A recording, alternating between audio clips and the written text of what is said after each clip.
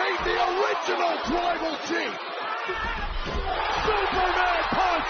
Down goes. If you come at the king, you best not miss. Acknowledge us.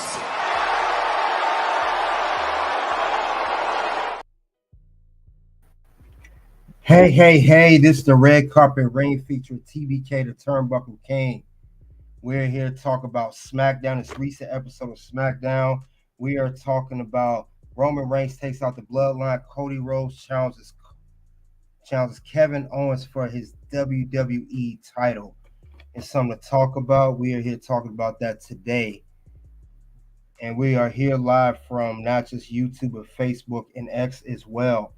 So this is going to be something very interesting to discuss regarding this whole episode of SmackDown. We know that this is the first SmackDown after the SummerSlam event, which was a great SummerSlam, something to remember. Definitely something to remember. So this is SmackDown we're discussing here. You guys get the likes best we come in. And let's see who came into the ring before we begin. Let's see who came in. We got Figure 4 TV. Salute to you. Welcome back also. Sorry, a little bit later than usual today, but like I said, I know we have Bash in Berlin heading coming up in the next few weeks. So they have to find a way to, we could say, set up for that show for whatever reason. How they set it up, but this is the first SmackDown where Roman Reigns is back on Raw. On SmackDown. First SmackDown he's back. It's the first SmackDown Roman Reigns has been back since the whole, when he was champion. Salute to you, Mr. Goodbye Reaction. So we're going to talk about this whole thing. This is the whole SmackDown. Of course, I will go over what happened on SmackDown. Went over what went wrong with SmackDown despite the review, and we'll go over the review as well. So we're gonna see what happened here. And it's a SmackDown. Now I know you guys saw the match card already. I still don't know how I feel about the show. Yeah, we'll get into that. But you saw some of the match card already. Roman Reigns returning. This was advertised. You guys saw that part. Now, I know there's some more in there. We also have Jay Cargill versus Albert Fry. We have LA Knight, his speech, of sort. Then there's some more other stuff maybe I didn't show. You have Andrade versus Santos Escobar, 1-on-1 for the number one contendership for the United States Championship that LA Knight is the new champion currently holds. Then we also have, Street Profits versus A-Town Down Under. But you guys have seen the match card now. This is what advertised. And as usual, it is subject to change. Let's keep that in mind as well. So let's get the likes up, guys. Let's get the likes up. We got 30 people in here. Let's get the likes up. X and Facebook, let's get the likes up there too. So let's go over the beginning of the show. All right, to kick off the show, we had Cody Rhodes. He came out, and he has to have a new challenger now. He defeated Solo at SummerSlam. We know he defeated him. We know that Roman, had an assist on that. Cody knows he owes Roman that assist. He even said at the press conference. But he said if he had to pick a worthy new challenger for his WWE Championship at Bash in Berlin, it would be Kevin Owens. And Kevin was like, no, I don't deserve this opportunity. I know I helped you, Cody.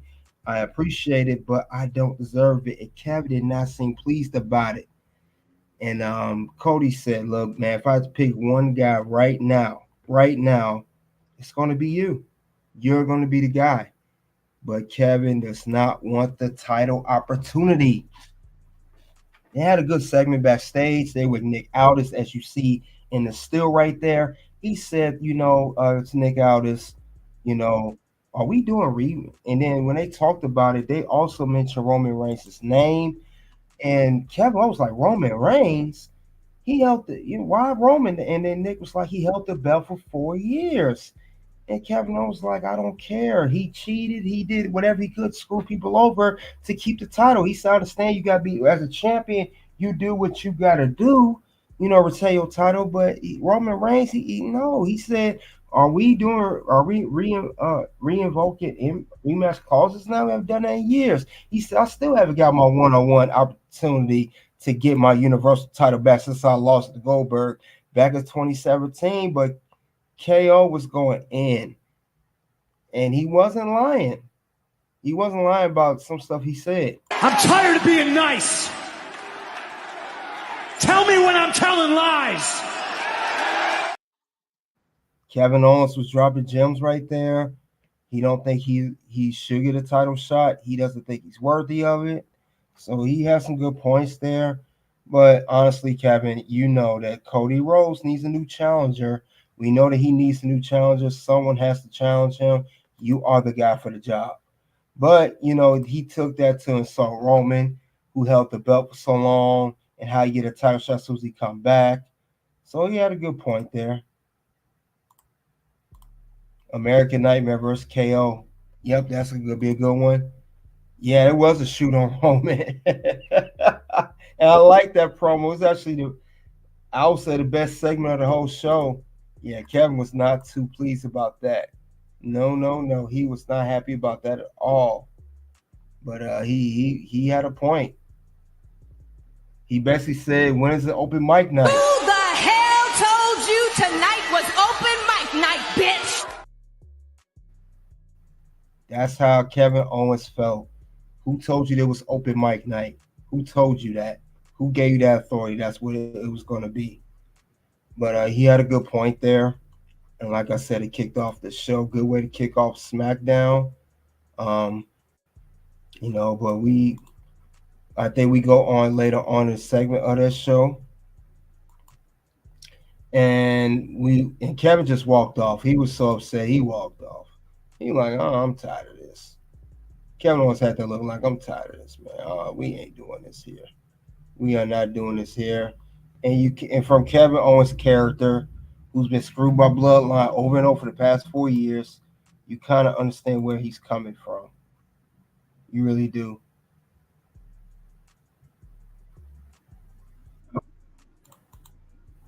You kind of understand where he's coming from. So it makes sense. It makes legit sense why would he be that upset. I understand completely where he was coming from. So that kicked off SmackDown. You guys think Kevin was right, though? He had a good point about Roman. So I think he did.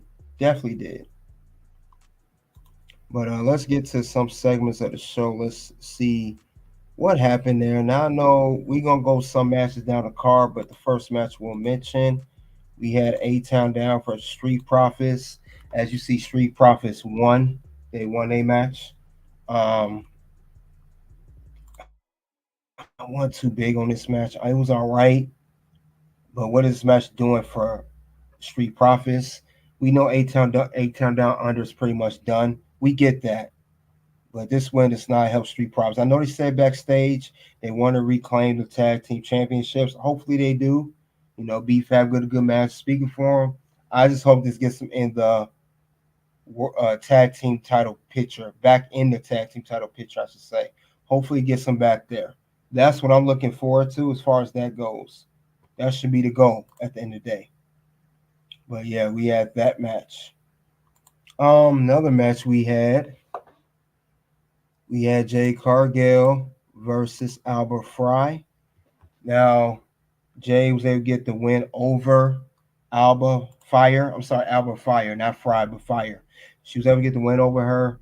And then similar last week, Blair Davenport came out. She attacked Jay Cargill and Bianca, and it was a 3-on-2 attack. Then Naomi came down, who's been rivaling against Blair, and then we had the 3-on-3. So Bianca, Jade, and Naomi stood in the middle of the ring, standing tall. So we had those three there. So that was solid. Much respect, solid there. Very okay match. You know, very all right. But let's get on to the other segments of the show. Now we had Jay versus that. We also had a number one contendership match. Now we had a match here. It was Santos Escobar versus Andrade. They had a one-on-one match.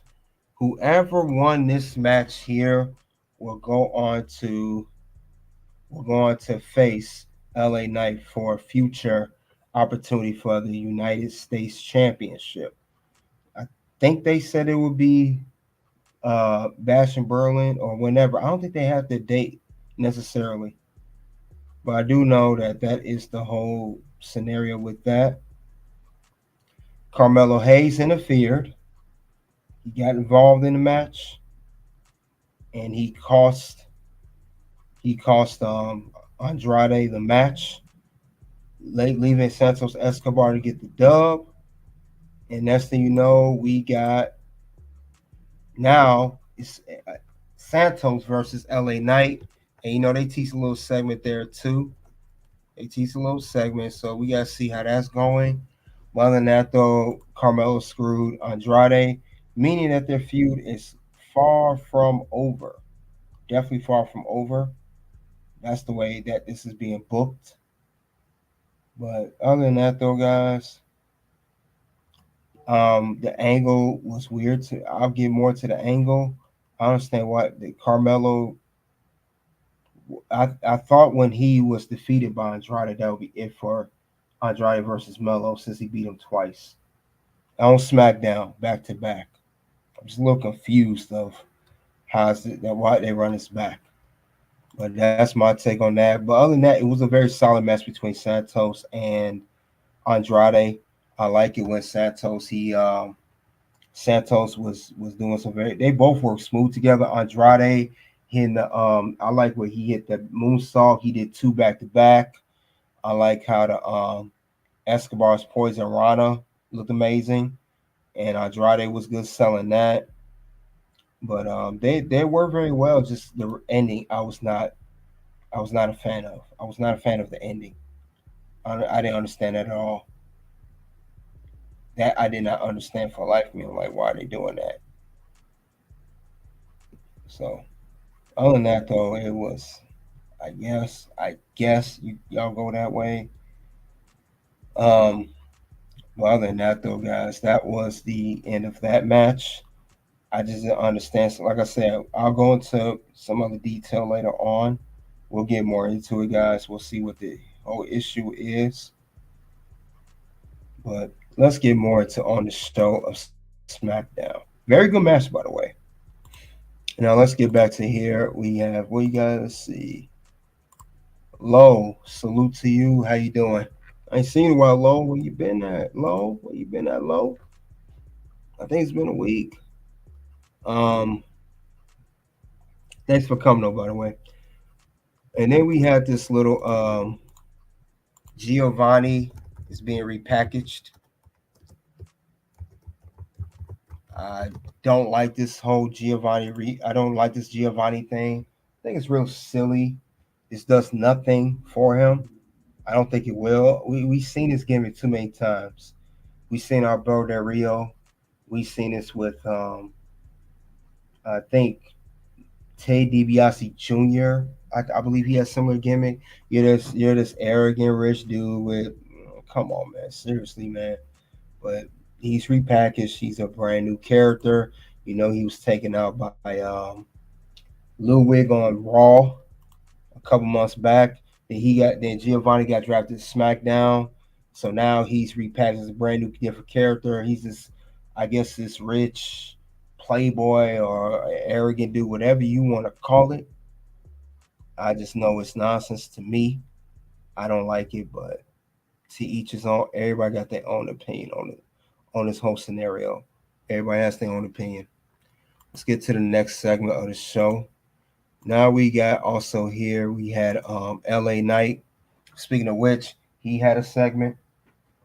He talked about how he defeated Logan Paul. talking about how he's the brand new United States champion. And this is the segment where Santos Escobar came out.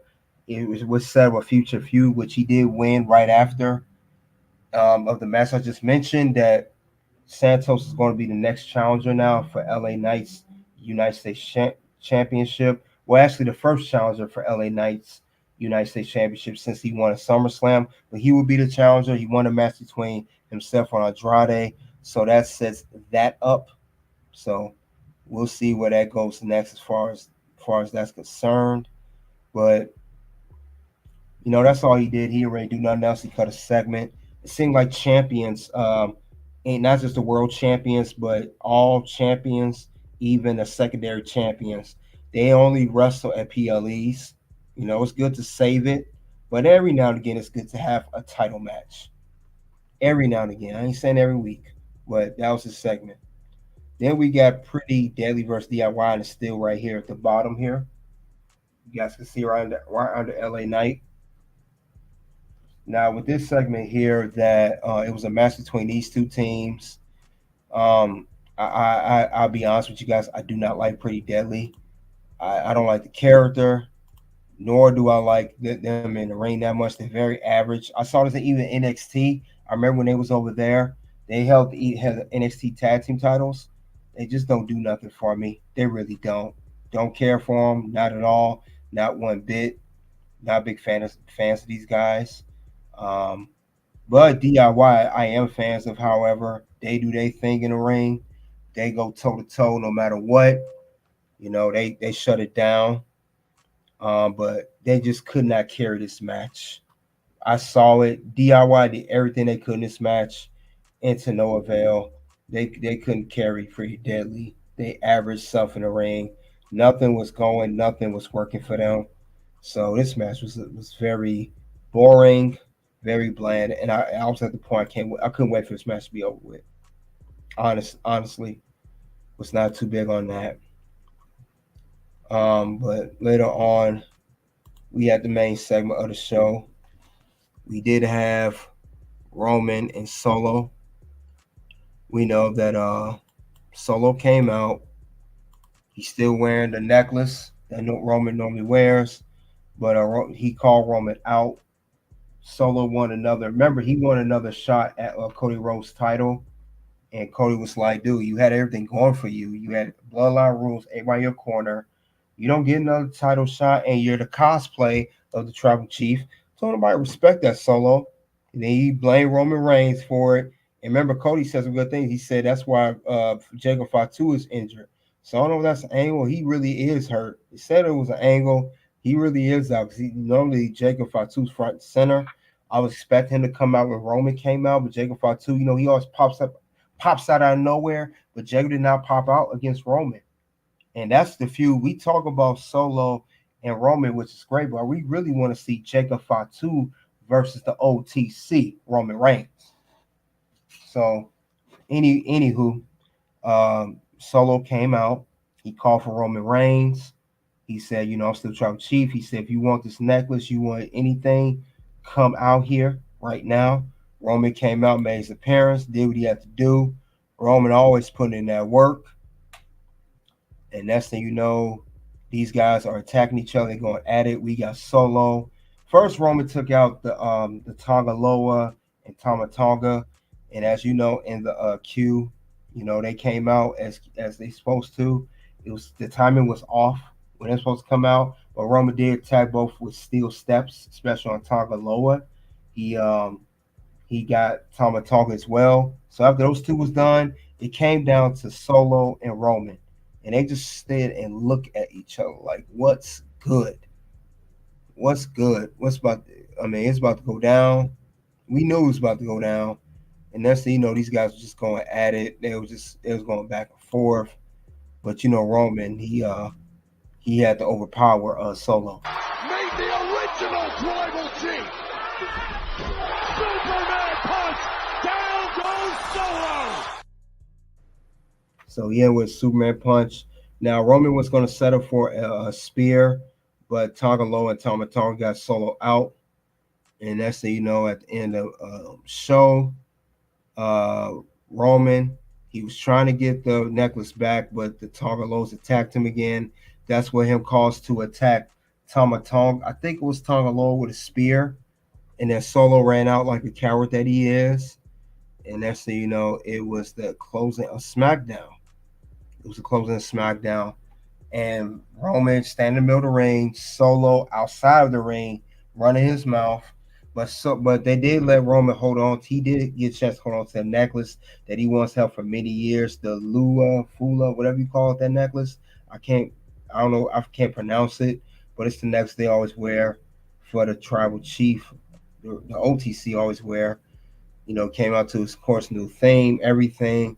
And Solo they made sure he didn't get that back. If you guys notice when Tonga Loa and Tama Tonga attacked Roman, he was trying to grab it back. Solo was like, hurry up, give it to me, give it to me. It's like Solo is thirsty for power, and now he's holding it. But like, Solo, you're not the tribal chief. You're just not. You're not a tribal chief. I mean, it's not. So get that out of here. But other than that, though, guys, that was the closing of SmackDown. So with that being said, let's go over the SmackDown review. Let's go over that. Let's see what would I rate SmackDown? The first SmackDown after SummerSlam, the legendary SummerSlam, I might add. You guys check that out. I did a review on that. Very good show. But if I had to rate SmackDown based off what I saw tonight on SmackDown, 3 out of 5, average at best. I was not too fond of this show, especially after what we saw on Raw, on Monday, of the monumental, what they put over there, the work they're doing on Raw, and I did not see the same magic. The magic they was working on Raw was amazing. The characters, the storyline, everything unfolded and setting up for future feuds. I didn't get that same magic. I didn't get that same feeling here on SmackDown. The show was very average, and it could have been done a lot better. I did not like it that one bit. I was very, very unpleased of how this was going. But that's my opinion on that. I was not big on it. I just wasn't. I thought it could have been done a way better show. But with that being said, since I was not too fond of the show, that's where we have the whole what went wrong with SmackDown segment. And I'm going to get to that secondly. So you guys continue to get the likes up over there. Let's get those likes going, guys. Let's get to it. We're going to talk about the segments I did not like about SmackDown, what things could have been done better, or how they run the show, period. So let's start off with that. And then we'll get to the bonus round.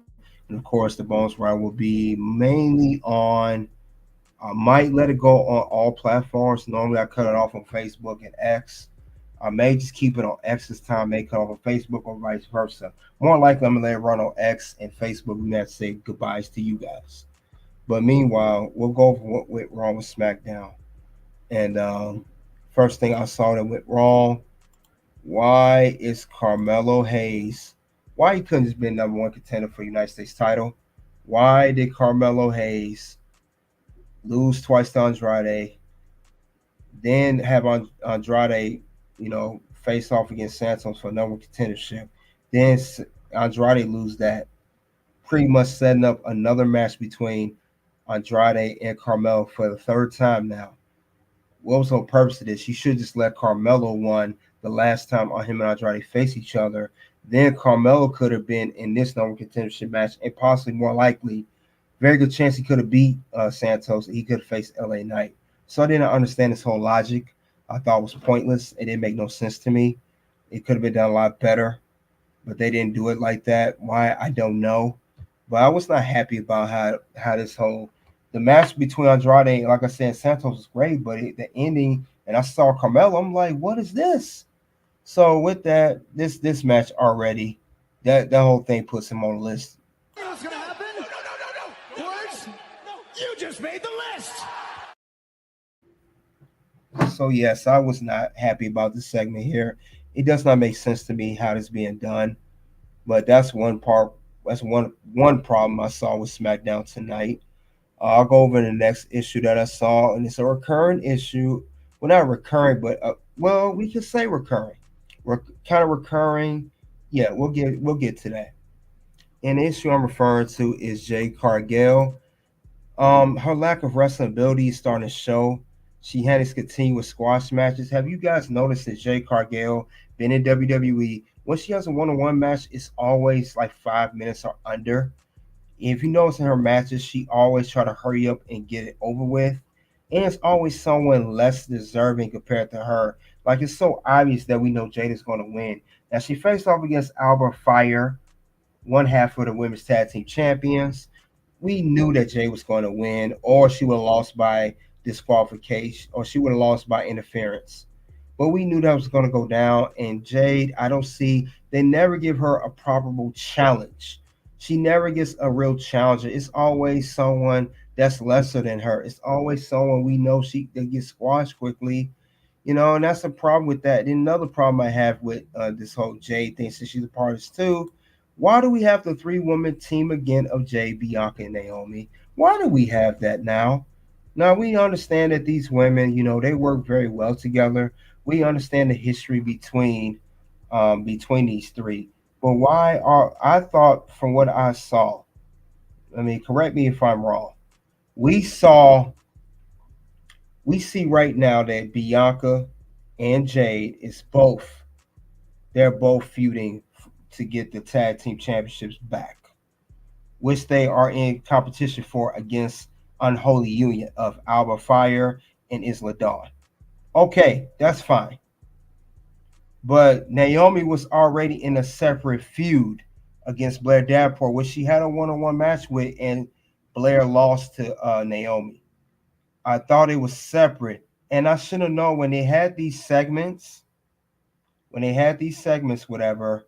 And I'm talking about Naomi. She'll have her backstage segment, or Bianca and Jay have backstage segment. They all three will run into each other. They always run into each other. They always come there, and I'm like, what is going on here? Why are they doing that? Why are they doing that? I don't get that at all. I get it that these women are talented. I get it that maybe the demographic of the audience that likes of the Jay, Bianca, and Naomi will like that. I get that too. But why are we doing this again? I don't get that at all. Correct me, like I said before, it's nothing wrong with the dynamic, but we seen this already. They did it. They teamed together at WrestleMania 40. We seen this already. With Jade, Bianca, and Naomi. It's bad enough Jade is winning matches under 5 minutes, which pretty much is the female Goldberg. Let's be honest here. She's a female Goldberg. And now you got her teamed up with these three again. So it sounds like to me the way they're going with the storyline, Jade and Bianca would not recapture the women's tag team championships, and they're going to have Naomi in the three-woman group again against Unholy Union, Blair Davenport. Come on, man. This is repetitive. Y'all have Creative has nothing else better for these three women to do. Let's cut through all the BS. Now, separate Bianca and Jay for now. They don't have to feud right now. Y'all know that's what we want. If you want to save for WrestleMania next year, if you want to save it at a later date, whatever it may be, fine. Have Jay go her way, have Bianca go her way, and let them feud later on. Maybe they, cross paths again. Then they feud off. Reunite to try to get tag team belts back. They don't, and then they can start the feud. But this is really not good, and this puts them on the list automatically. What's gonna happen? No. Words? No. You just made the list. I was not a fan of this at all. This was terrible. We've seen this before already. Yes, Goldberg Blueprint, exactly. I don't get this. This is ridiculous. What does this do for Naomi? What does this do for Bianca? And what does it do for Jade? It does nothing for them. Honestly, they don't deserve anything. If you're going to keep booking like this, it makes them not feel well deserving of anything. You actually think you deserve a shot at this? You don't deserve, buddy. Yeah, I don't get that at all. So what's not happy with this segment? I said nothing personal. I mean, I like Jay Bianca as a tag team. That's cool, but why is Naomi being back with them? That don't make no sense to me. I don't get the whole logic of that. I think it's a waste of time, and I think it's lazy booking. I think it's very lazy booking between these three. I don't get it. So that's actually two things with Jade Cargill. Her and this 3-woman tag team and then her matches. It's showing that Jade Cargill cannot wrestle. Let's get back to that. It showed that Jade, I mean, not a knock on Jade. I'm seeing the same thing that happened to AEW. The way she's doing these matches under 5 minutes, it's the same thing we saw at AEW. It's no different. It's just different women wrestlers, obviously, because she's in a different company. I don't see what the whole concept is. This don't make no sense to me. So I do not like the fact her matches are under 5 minutes. I do not like the fact that they keep running with that and they're trying to hide her, preserve her with this tag team. Then notice she cannot wrestle. Again, it goes on the list. What's gonna happen? No. Words? No. You just made the list. So that's another issue I saw with that. So I was not a fan of this at all. I really wasn't. But let's get to another part of the another thing I did see, and I stated this already, but I'm going to go more into it. Let's go into it. Giovanni repackaged it's a fail. I don't like this whole repackaged thing. I think it's trash. I think they're doing this just so he can have a job. We have not seen him on TV. I heard he had an injury, but I think he brings no value to SmackDown, no value at all with this new character. I don't think it does anything at all for it. I don't really see that happening. So I'm not happy with Giovanni being repackaged. This character don't do nothing. It's terrible. I think they need to really dig in and find something different. I don't see how this fits into SmackDown, any of the characters. If anything, he's similar to Alexis King on NXT. That's what he kind of remind me of, the way that the way I saw him on this vignette. The vignette, this little segment he had, kind of gives me vibes of Alexis King, who's on NXT. He's similar to that character. Hopefully I'm wrong, but I don't like this at all. And I stated before, what does this do for him? It does nothing. Nothing at all. And we'll go over one more part of what went wrong with SmackDown, and we'll get to the bonus round.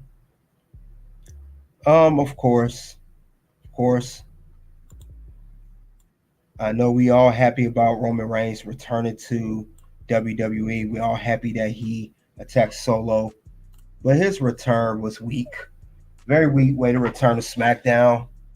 I mean, when we saw him at SummerSlam, he came in, he hit the spear on Solo, did a Superman punch, looked at Cody, that was cool. But it's a similar thing here, except he didn't do the spear on Solo. He got on the Bloodline, I think Tangaloa, and it was a weak way to bring him back. I mean, at least I thought he was going to cut a promo. He hasn't really spoken, at least word wise. I thought he could at least speak in a promo. I saw that did not go down like that. I'm just not happy with it. I'm not happy with it at all. This is not cool. Hopefully they set up something better for Roman. This was not a great way to roll somebody out on SmackDown, especially his first SmackDown back after comeback SummerSlam a few days ago. This was no good. And this goes on the list as well. What's gonna happen? No. Words? No. You just made the list.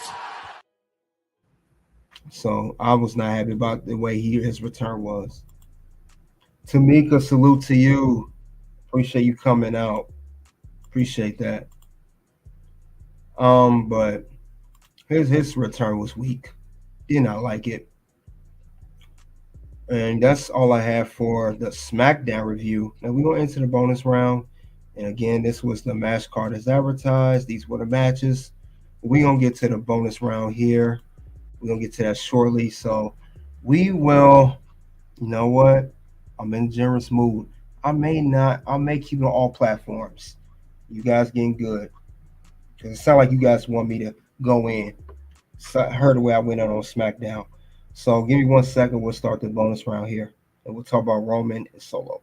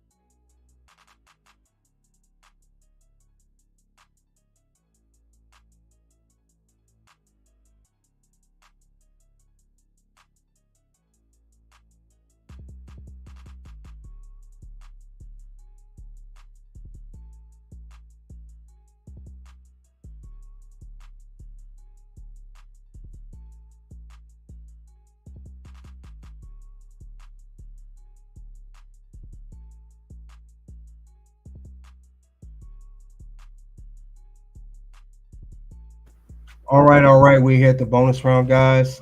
Bonus round, we're gonna talk about Roman and Solo. We're gonna talk about how would you book Roman versus Solo feud. We know it's coming up. Let's get the likes up, guys. Oh, we got a super chat. Hold the phone. Mr. Gilbert reaction 199. What somebody you want to hear? Do you want the open mic as usual? The usual open mic. Appreciate you sending that out. Let me know which one you want, Gilbert. But yeah, thank you for the 199s. Super chat, greatly appreciate it. Let's see what he says. Open mic, gotcha. I gotcha, man. Let's do that right now. You guys can always pick a soundbite when you send a super chat. Just keep that in mind. Let's play that now. Who the hell told you tonight was open mic night, bitch? All right, thank you again, Mr. Gilbert, for sending that 199. Appreciate it. With that being said, let's begin. Let's start this bonus round. We're going to talk about how would you book Roman versus Solo. We know this has been talked about for quite some time since Roman has been gone from WWE following his loss at WrestleMania 40 with Cody Rhodes for his undisputed WWE Championship. And then Solo, of course, he took out Jimmy Uso, Paul Heyman, and now he has his own bloodline and gave himself the self-proclaimed title, Tribal Chief. And I've been calling out Roman several times for months, but now it's here. We're going to get that now. So we know that Roman recently made his return to SummerSlam and SmackDown. So the question is, how would you book this? And question is, what if they're gonna book this match? What event should they face off in? Should it be Bash in Berlin? Could they have a one-on-one match at Bash in Berlin? Could that be the case here? Maybe, they set some up next week on SmackDown and it sets up for Bash in Berlin because we know Bash in Berlin is only almost 3 weeks away. I want to say, 3 weeks away from now. So maybe they have a one-on-one match at Bash in Berlin because we know these two been, it's been going on rumored that Roman was going to have a huge babyface run and he will also feud with Solo, and that leads to their one-on-one match. Would that be a good book and have those two face each other? And if they do, it could be a tribal combat match. Maybe they do have a good one-on-one match. Him and Solo get it all out. They do their thing. And maybe it comes down to that. That could be a good scenario there, good booking. Maybe WWE is going to do that, and that could be a good way to book these two against each other. Because Roman and Solo, let's face it, Roman and Solo will be. We knew the feud was coming, but the feud, like I said earlier, that we all really ultimately want. We want, honestly, Roman Reigns versus Jacob Fatu. Let's be honest. That's the match we really, really want as fans, because Jacob, the way he's been performing, even though he's only been WWE a short period of time, it will definitely show that maybe he could be a good matchup for Roman Reigns, since Roman has now returned to WWE. We could add that in there as well. But I believe, too, that Bash and Berlin could be a good way. It's a match outside of the country. It's a good way for these two to face off. And maybe it sets up for another matchup later on after this. But either way, it could be a good way to set this up between these two. I don't see why not. But we know this feud's been going on for quite some time. Let's be honest here. Solo always wanted to be somewhat taking leadership, but we know someone is behind it. I'm not denying that, but we know Solo has some kind of way to get involved, and you could tell that they were definitely planting seeds between Roman and Solo for quite some time. We know that was the case between these two. It's been shown on. We seen this on TV, mainly, when it seemed like Roman back was against the wall. We could say that too, but we definitely saw in these particular times where Roman and Solo was going face to face, and it seemed like there was some conflict there. You guys remember, he held onto that necklace before. It's like he was testing on giving it back to Roman Reigns at some point, and then they even stared face to face at each other. So could this lead to a match at Bash and Berlin? You guys let me know what you guys think. X Loto King, if I said your name correctly, salute. Welcome to the ring. You said Roman versus Solo Bash in Berlin. Roman loses rematch Survivor Series. His team wins. WrestleMania, Roman wins Tribal Chief. Solo gets betrayed, and Roman has a new bloodline. Sounds interesting. I kind of like that. I'm going to have to give you one of these for that, man. Yeet. Yeah, that's a good way to put it. That would be a good way to book that. Let's see what else you had to say. You said, yeah, it's definitely good booking. Definitely good booking. Yeah, that'd be a good way. I like that setup. You have the match at Berlin in Germany. Roman will lose the rematch Survivor Series, and his team wins. And WrestleMania, Roman wins the Tribal Chief. And another thing too. Let's pay attention. You see, we've seen the same blueprint. We're starting to see this blueprint here, I should say. But the thing about Solo and Roman's over the Tribal Chief title, I remember that too. We see that here, and now Roman's back. He's going to go over that. Roman wants that title back. Let's be honest. Roman wants the Tribal Chief. He wants nobody to be Tribal Chief but him. Let's keep that in mind. That's what they want. And I think this will be a good storyline, because if you remember, guys, Roman was sitting there and waiting. He was waiting for to come back. Roman was waiting on Solo. We know that. But another thing I want to point out too, if you guys ain't noticed, this whole thing is really over the necklace. This thing's over the necklace, guys. And if you remember, I noticed a SmackDown. Doesn't it seem like a similar situation to the necklace with Roman and Solo? Kind of reminds me of the Drew McIntyre CM Punk story over the bracelet. You see the analogy? That's the reason it's been the hottest feud all year. CM Punk Drew over that bracelet that he took from Punk of his wife, of his dog Larry, AJ Lee written on there. Don't you guys kind of see that's what they're doing here too? This is over, literally over that necklace, the Ula Fula, whatever you call it.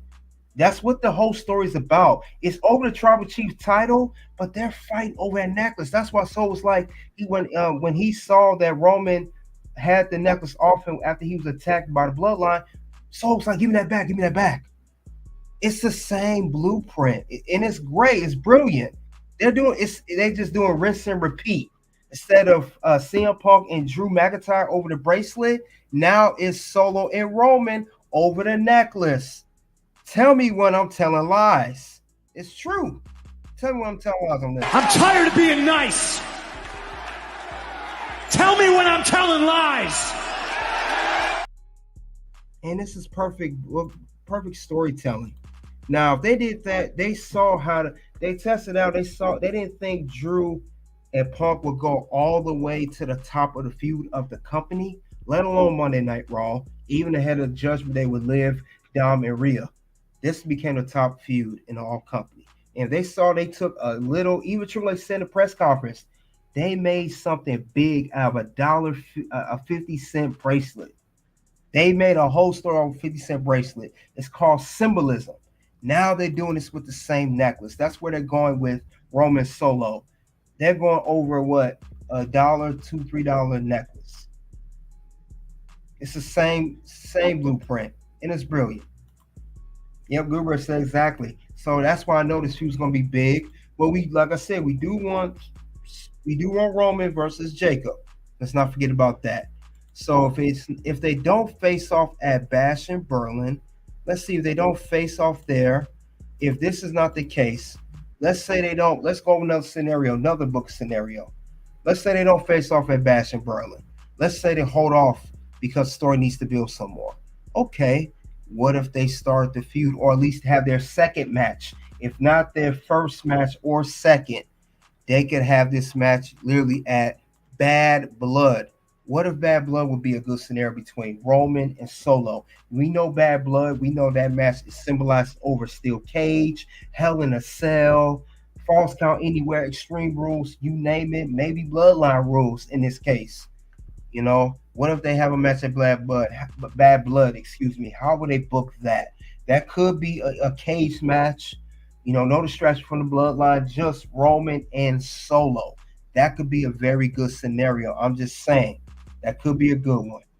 I think this will help the feud, and it will build so much story around it. Because I said that, you know, CM Punk and Drew will have a cage match, and if a symbolism over a piece of jewelry, a necklace or a bracelet, they could really take this feud to the top, and they can have that Bad Blood.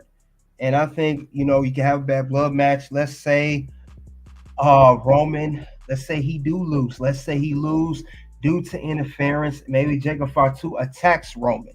You know, we think Roman about to hit the spear. Jacob comes out of nowhere. He attacks Roman, hits him with a chair or something, hit that moonsault, and Solo gets the win, and they get another match. That could be the scenario there too. I'm just saying, I want to throw that out there because that could be a very good scenario. That could be a good way for these two to go off against one another to set up another match. But I don't think it would maybe end it there. They could have one more match after that, a rematch, or Roman does end it there. What do you guys think of that book scenario if they face off with Bad Blood first instead of Bash in Berlin, or would this Bash in Berlin be the first match and Bad Blood would be the second match? It could go either way. Exoloti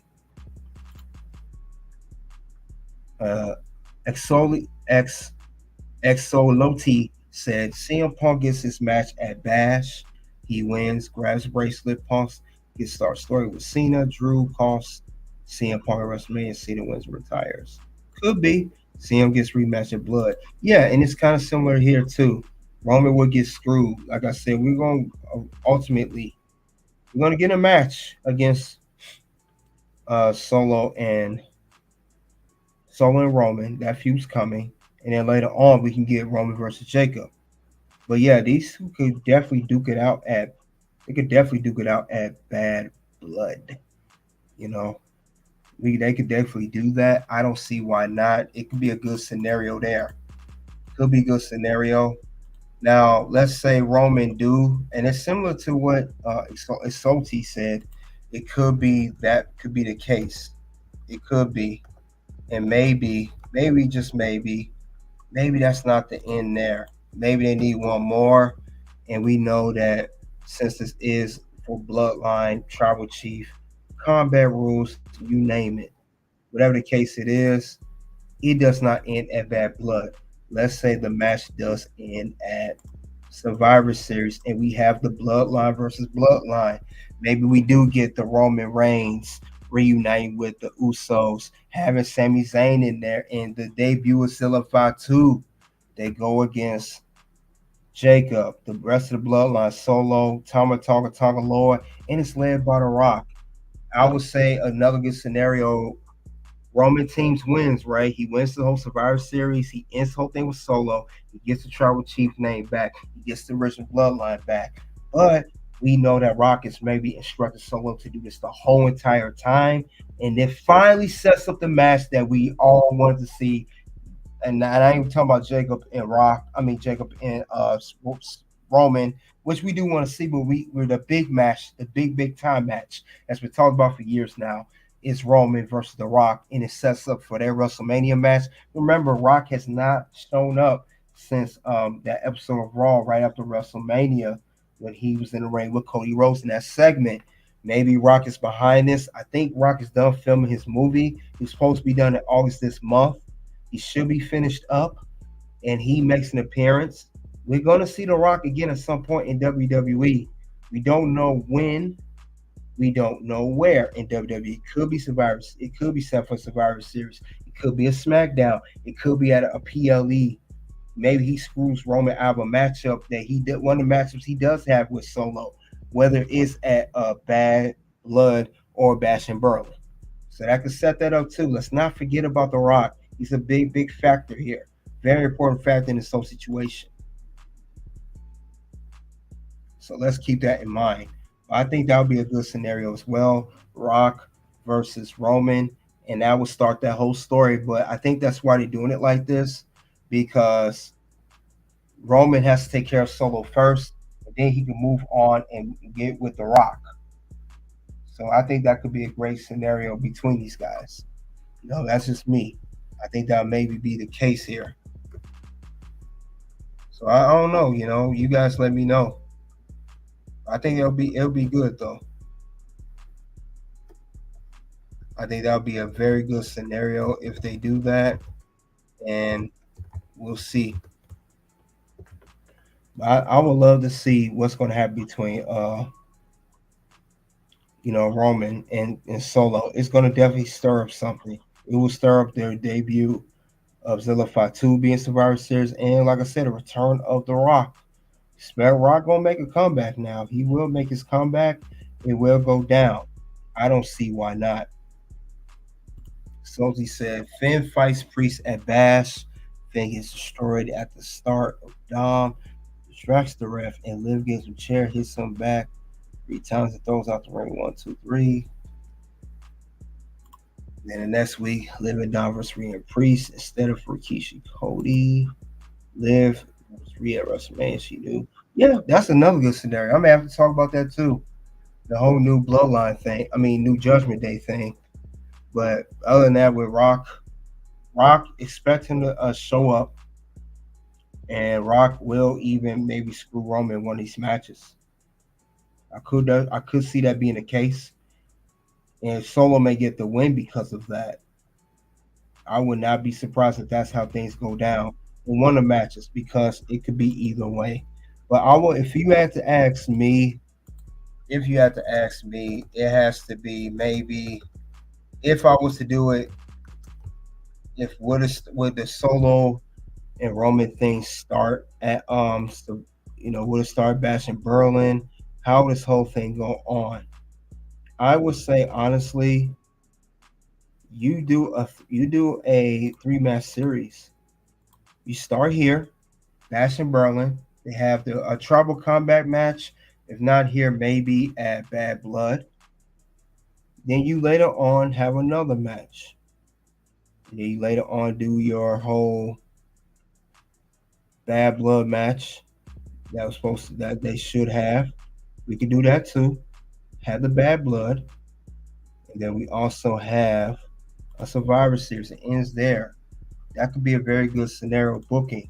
And we have to remember too, guys, can't forget either. Now this was shown at backstage at SummerSlam. Another key factor. We talk about The Rock. We talk about other Zilla Fatu, other people. Um, Now we know he's known to be with heels only. We know that. But another important factor of Roman Reigns, I want to state too. Paul Heyman is still with Roman Reigns. Remember, this was back at SummerSlam backstage. This is when Roman came back at SummerSlam. That is Paul Heyman next to him. We didn't see Paul Heyman on screen.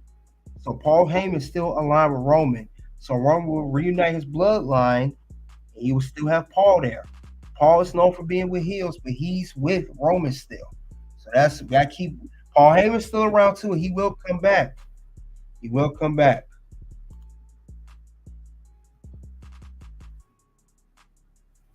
Listen, good. It's good. Man, you got some good booking scenarios here. Before Bad Blood, Roman, Jay, Sammy, and Jimmy versus the Bloodline. Well, I would say that for a Survivor Series, if anything. But like I said, Paul Heyman's still with Roman.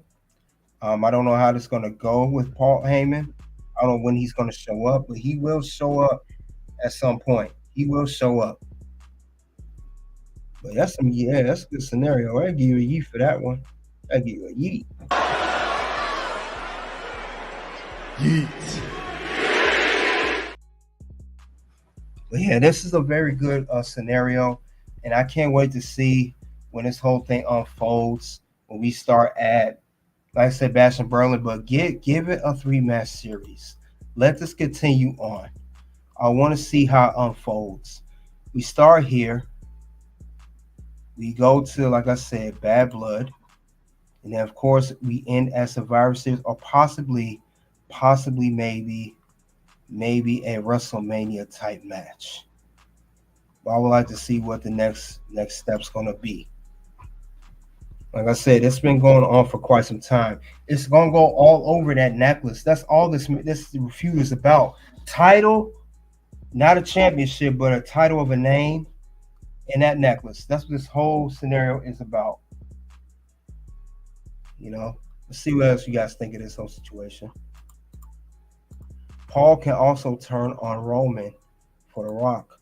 That's a possibility. That's why I mentioned Paul Heyman. Paul Heyman is still aligned himself with Roman Reigns. This is a recent because Roman didn't start wearing OTC until SummerSlam. And it ain't Photoshop or anything. That's a real photo of Paul Heyman and Solo. I mean, Paul Heyman and Roman. So that's a good scenario too. The rabbit hole, yeah, it gets deep. Like I said, we see what the CM Punk Drew McIntyre story has done. This story could do the exact same thing, if not better. Maybe better on a higher level than Punk and Drew, because we got stables here. We got groups of people. There are more people involved. With CM Punk and Drew, there's only 2 people, and Seth was added in. Now we got Roman, Solo, the whole Roman, his original bloodline. Then you have Solo, his new bloodline. And let's be honest here. It makes sense if you think about it. Solo was never really a part of the original bloodline. He came in the middle, near tail end of it. So it makes sense if you have Jey Uso, Jimmy Uso, Sami Zayn. If you're going to recruit a new guy, it will be Silva too. Solo I see why he's with his own bloodline, because he really wasn't there. Solo was still in NXT when Roman originally started the bloodline. Solo came later on. He debuted at Classic Castle 2022 when he had the match against Drew McIntyre for the championship, and Solo made his debut by screwing Drew McIntyre for the undisputed WWE Universal title. So it makes sense why he got his own group. He was not there. Let's not forget Solo and Uso brothers. But he turned on his brother already. He attacked Jimmy. Jay went to Raw. You think they should forgive him for that? That's a good scenario, but should they forgive his brother for what he's done? Should they have sympathy for Solo? After everything he's done, should there be any sympathy? Right now, I would say No chance in hell. No chance.